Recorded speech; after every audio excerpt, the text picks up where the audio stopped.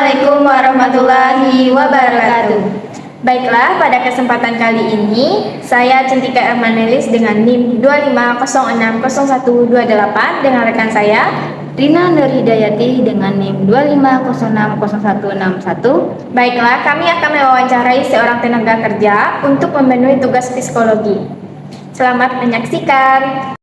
Baiklah, pada kesempatan kali ini saya Cintika Ermanelis dengan NIM 25060128 akan mewawancarai tenaga kerja di web sebelumnya dengan kami. Apa namanya? Buane, Marian. Baiklah, sebelumnya saya minta waktunya diwawancara adalah sudah berapa lama kakak bekerja di UMP? Oh, udah 3 tahun. Ibunya? Tahun 90. Tahun 90. Biasanya selama bekerja di sini apa sih tugas yang biasanya ibu atau kakak lakukan? Biasanya kalau pagi kita ngepel, bersihkan ruangan, dia nyapu, bersihkan toilet.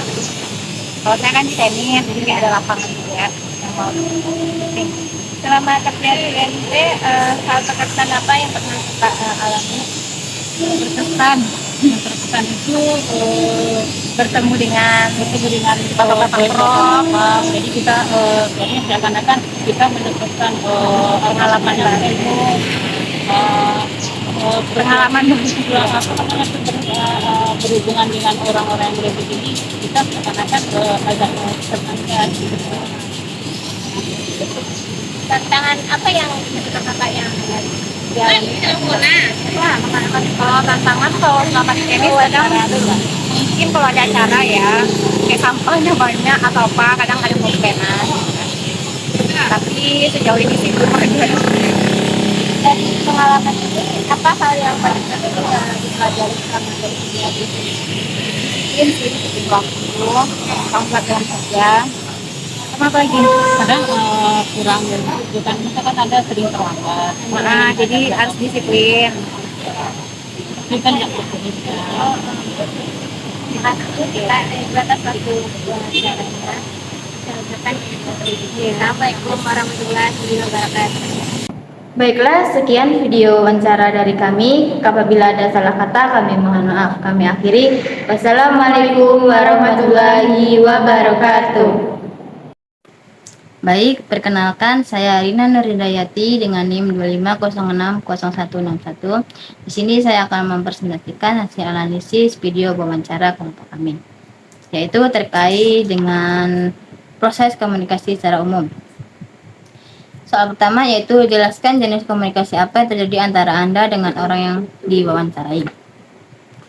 Dalam proses wawancara, jenis komunikasi yang terjadi adalah komunikasi interpersonal tatap muka. Itu face to face yang bersifat dua arah, two way communication. Selain itu dapat komunikasi verbal, yaitu pertanyaan dan jawaban lisan, dan non verbal yaitu ekspresi wajah, kontak mata, dan gestur postur tubuh. Pertanyaan kedua yaitu apakah mahasiswa sudah menerapkan etika berkomunikasi yang baik selama proses wawancara? Kenapa? Jelaskan. Apakah mahasiswa sudah cukup menerapkan etika komunikasi yang baik dengan bersikap sopan dan menghargai narasumber? Hal ini penting karena narasumber adalah sedang pekerja yang mungkin tidak terbiasa diwawancarai, sehingga pendekatan yang ramah dan tidak menghakimi sangat diperlukan agar narasumber mau terbuka. Pertanyaan ketiga yaitu hambatan dalam proses komunikasi yang terjadi antara Anda dan orang yang diwawancarai secara umum. Hambatannya yaitu pertama hambatan fisik, yaitu seperti kebisingan lingkungan, jarak, kualitas video atau audio. Yang ketiga yaitu hambatan psikologi, yaitu rasa gugup atau narasumber kurang percaya diri. Yang ketiga yaitu hambatan sematik, perbedaan pemahaman istilah atau kosakata. Yang keempat yaitu hambatan budaya, perbedaan antar belakang yang mempengaruhi cara penyampaian. Pertanyaan keempat, apa usaha yang dilakukan oleh mahasiswa selama proses wawancara untuk bisa mengatasi hambatan komunikasi yang ditemui?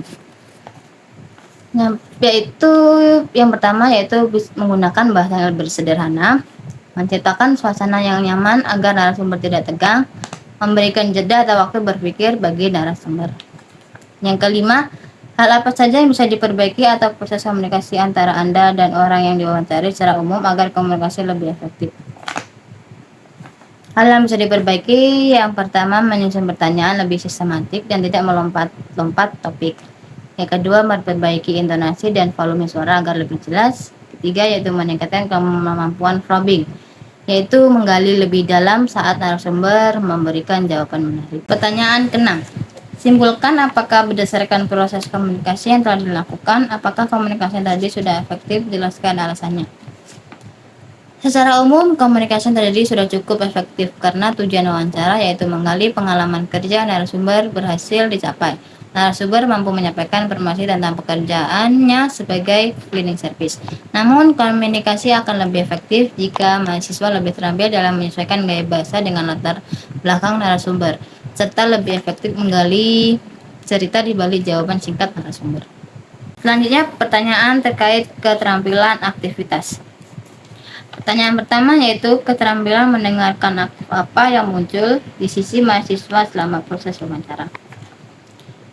Yaitu pertama, attending, itu memberikan perhatian penuh, menjaga kontak mata. Yang kedua, parap sharing, yaitu mengulangi di jawaban narasumber dengan kata-kata sendiri. Yang ketiga, clarifying, yang meminta klarifikasi saat jawaban kurang jelas. Yang keempat yaitu refreshing, merespon perasaan atau isi jawaban narasumber. Yang kelima, summarizing, merangkum jawaban sebelum pindah ke pertanyaan selanjutnya.